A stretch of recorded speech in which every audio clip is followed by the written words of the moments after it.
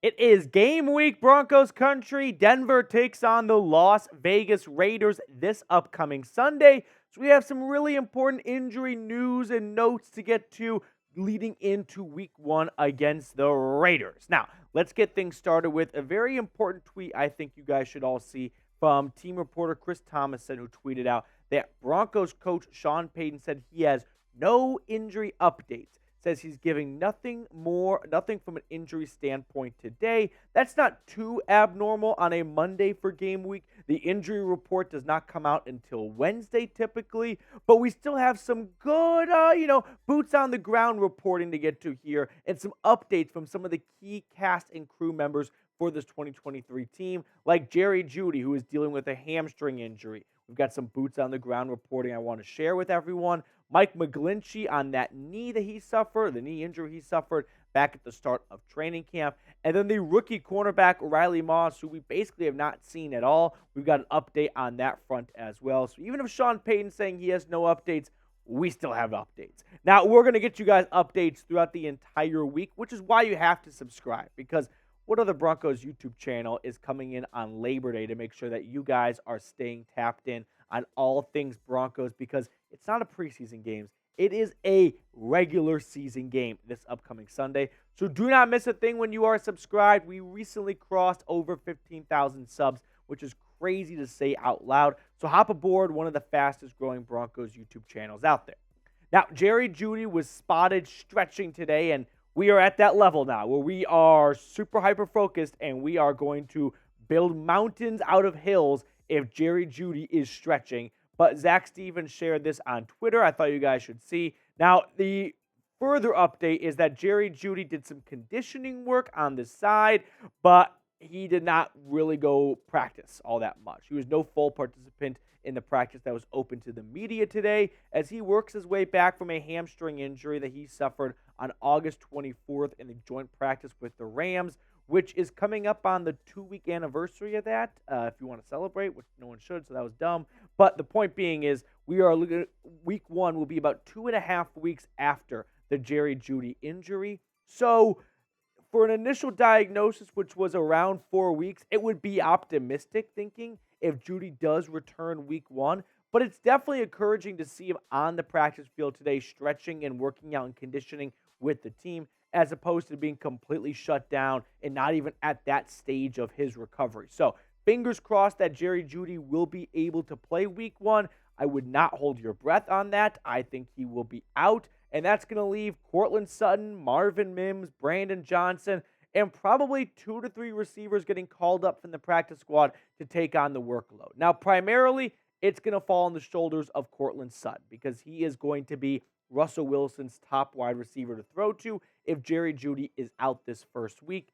And we don't need to get into too much detail about Sutton's struggles, if you will, as of late. But hopefully this year is a bounce-back season because the last 2 years since the ACL, last 3 years, can you believe it's gone by that quickly, have not been glamorous. Or 2 years, I guess, whatever. So hopefully Courtland Sutton is in for a big day because Denver needs him on Sunday big time. So with that being said, do you guys think Courtland Sutton will score a touchdown on Sunday? Yes or no? I'm going to leave this one a little open-ended, but ultimately for a guy that has only scored 4 touchdowns in the last 2 seasons, starting things off with a week 1 touchdown would be a very nice start to the year, and I kind of want to just speak that into existence. So if you do too, type Y for yes down below.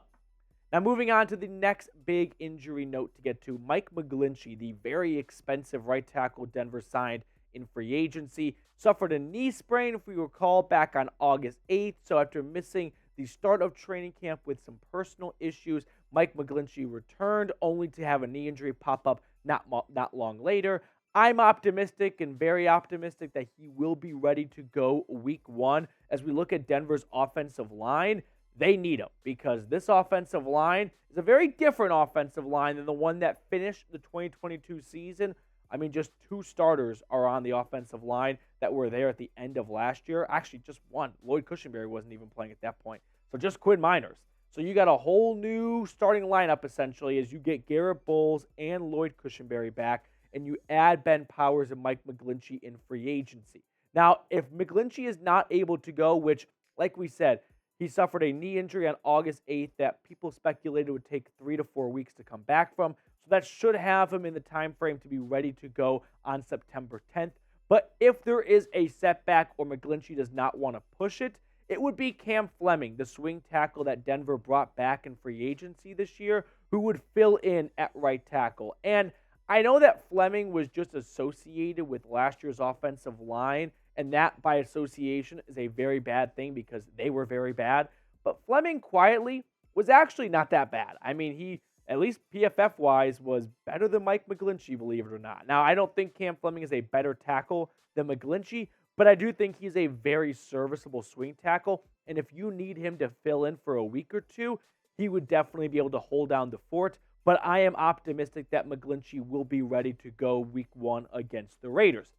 And Denver definitely needs him because he will be going up against this guy a lot. Max Crosby, Raiders edge rusher, who had 12.5 sacks last year. He has definitely had the Broncos number, no question about it. And that's no small task for Mike McGlinchey. I mean, that is a top 5 edge rusher by a lot of reports coming into the year. And to face that week 1 coming off a knee injury is not going to be an easy rehab, a nice easy flow back into the football mode and whatnot. This is not some rookie edge rusher picked out of the 3rd round. This is a guy who can go off for 12.5 sacks in a given year. Now, our last injury report here, Riley Moss returned to Denver's practice today. We are talking about the 83rd overall pick of the draft out of Iowa, someone that the Broncos were drooling over so much they had to trade up to get him. Now, if you don't remember, he underwent core muscle surgery back at the start of training camp, which knocked him out for essentially the entire training camp. And if there is one training camp you do not want to miss in your NFL career, it is probably your first. There is a lot of install. There's a lot of learning. It's a big jump going from, covering DBs at Minnesota and Iowa State versus NFL wide receiver. So as a DB here, you do not want to miss your rookie year at training camp because there is a big uptick in game speed. If Riley Moss is unable to play, I think you still have your same 3 starters as you would even if he was available. Pat Surtain, Damari Mathis, who also came back to practice today, and Essang Bassey in the slot. Now, they will be going up against these guys from the Raiders. Devontae Adams, Jacoby Myers, and Hunter Renfrow.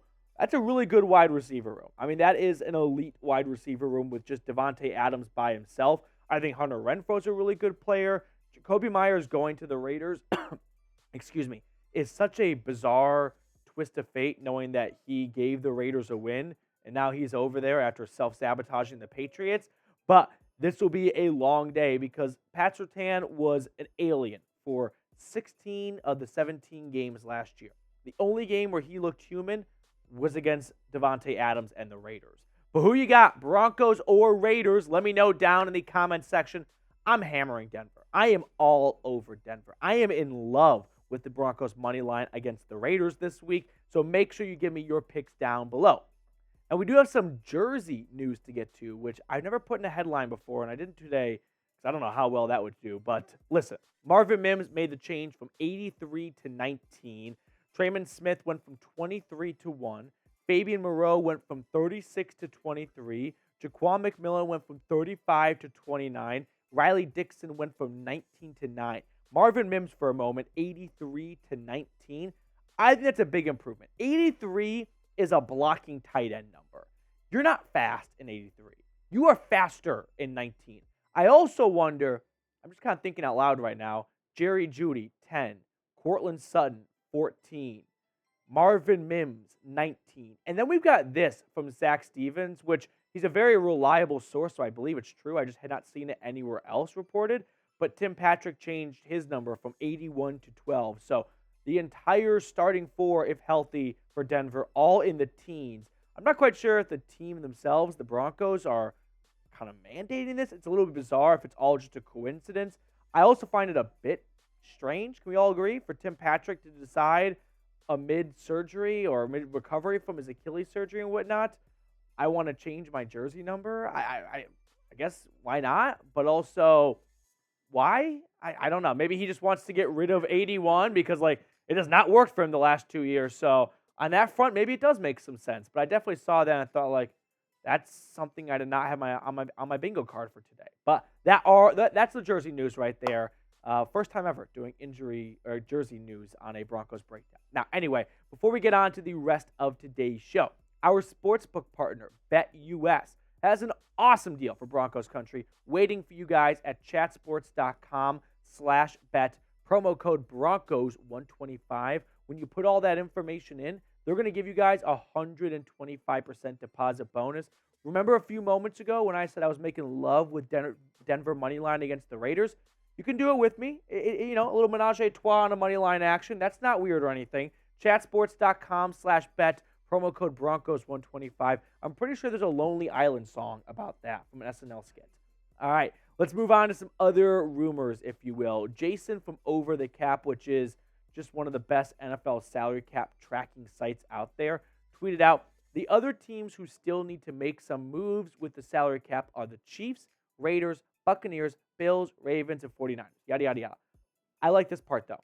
The Broncos and Titans right at the limit and likely need to make a move as well. Now, you can make a couple of moves to open up cap space, which Denver's not in the red, but teams like to give themselves a little bit of a cushion in case an injury pops up and they have to sign someone in the middle of the year, or if they want to roll some money over into next season. So if Denver is going to free up some cap space, Russell Wilson, Courtland Sutton, Justin Simmons, Garett Bolles, and Randy Gregory are 5 guys on big contracts with multiple years left, meaning this is not the last season with that. I'm thinking well, first, let me backtrack for a second. You don't want to restructure a contract for a player that you do not see on your roster for the entire duration of their contract. Let's kind of break down what restructuring means. Restructure does not mean the player agrees to take less money and do the team a solid. Now, restructure is probably not the best word the NFL uses to describe this process. All restructuring a contract does is it moves money from your base salary into bonuses. So it lowers your base salary, lowers your cap hit for that year. But you do have to then raise future cap hits. So I like to give an analogy of imagine like the Panama Canal, right? When boats go through it, they are raising water level in one lock and lowering it in another. And then when the boat passes, they raise and lower like that. That's what restructuring a contract does. It lowers your cap hit for one season, in this case 2023, so it raises the team's overall cap space, but it raises future cap hits for that player. Why do teams do this? Well, because they know that the salary cap always goes up, and if they don't mind paying the entirety of that contract, aka they don't have a poor owner who demands their GM to cut players with a year or two left on their deal, so they don't have to pay them all the money that was backloaded because they've already paid out all the guaranteed money, well, teams can restructure contracts. Now, as for Denver, I've seen a lot of chatter about Courtland Sutton. He's got 3 years left on his contract, 2 years beyond this. Can anyone definitively say without a doubt in their mind that Courtland Sutton will be on this roster next year? Because if you have a doubt, you do not want to restructure that contract. If you restructure a contract for a player and then move on from him, you have now raised his cap hits, which then turn into dead cap hits, and you are now paying a guy a lot of money who's no longer on your team. So of those 5 guys we looked at earlier, I think Justin Simmons makes the most sense. I think he is going to be a Bronco for life. Now, switching gears, I want to share this quote from Sean Payton, who spoke to the media today and talked about playing the Raiders week 1 and what a rivalry that is for Denver and just on NFL rivalries in general. Here's what he said. We look at it as divisional games. I think of rivalries in college football games and arch rivalries. Look, divisional games are important. The first goal is to find a way to win your division. I'll be honest, Sean, probably not what fans want to hear. And fans have been fans of this team for a long, long time compared to a new head coach that's been there for 1 year. But let me give you a little bit of help, Sean, and say Broncos country hates the Chiefs, hates the Raiders, and puts up with the Chargers because they don't even have fans. But you don't want to go out and say, yeah, rivalries, they just don't really exist in the NFL. To the fan, it does.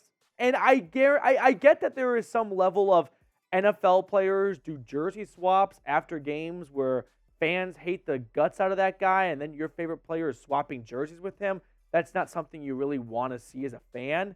But I don't know, college football rivalries, are they really the same with the transfer portal and guys going from one conference team to another team within their conference? I mean, Christian Gonzalez literally went from one Pac 12 school to another Pac 12 school. Something tells me that even in college football, it's not quite the same as it once was with the transfer portal, but that's for another show, another day. I just think it's a little bit of a read the room moment of, sure, you might not feel that rivalry because it's your first year in Denver, but for people that have been lifelong fans of that team, it's very real to them. And that's probably not what they want to hear from their head coach. They want their team, they want the players, they want the coach to come out and say, I fucking hate the Raiders. Let's beat the shit out of them this week. Pardon the French. So that would have been more of a pump-up crowd, if you will, pump-up speech for the crowd, if you will, for Sean Payton. But let me know what your thoughts are. Are rivalries a thing in the NFL? Type 1 for yes, type 2 for no. I'm going to go with 1 for yes. I think they are a thing. You definitely hear about players, in those behind-the-scenes clips from Hard Knocks or Quarterback on Netflix, where you get a sense that players that have been on teams for a long time and play the same guys over and over again really grow a distaste for certain teams and big rivals.